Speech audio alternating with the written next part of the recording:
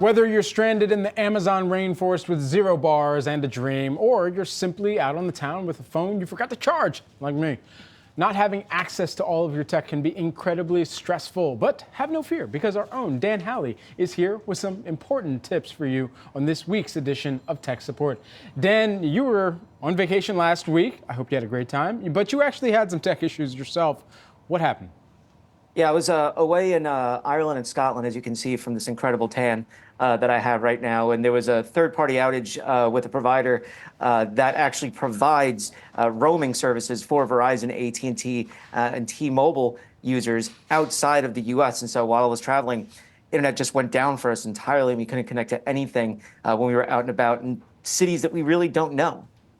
And so what are some of the tips that you have for people who may not have full internet access, whether for traveling or even if you're dealing with an outage as you did? Yeah, I mean, there's a few things. I think the main is to find Wi-Fi wherever you can.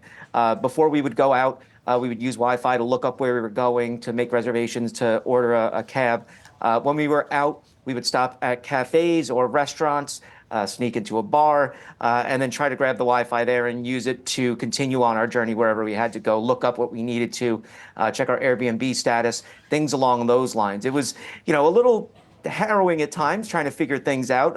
It also was an excuse for me to put my phone down, which I did not do. But my best friend and my wife managed to do that while we were traveling. But there's a few other things you can do as well. You can download Google Maps for offline use if you're in a city you don't know. That was really helpful.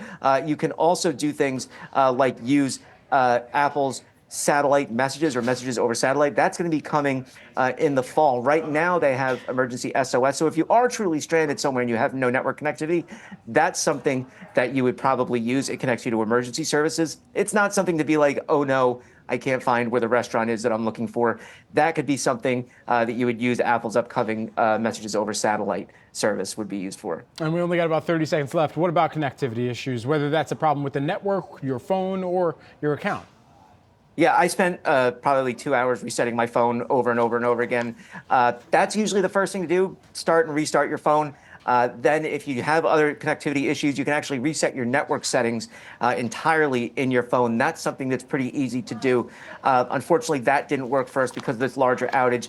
The last thing that you can do is when you do have Wi-Fi, look up to see if there's any widespread outages for your carrier or a carrier service. And that's what ended up happening for us. The key thing, just find that free Wi-Fi wherever you can. There you go. Dan Howley, thank you so much. Appreciate those tips. Actionable for anybody out there that is perhaps low on tech resources. Appreciate it, Dan.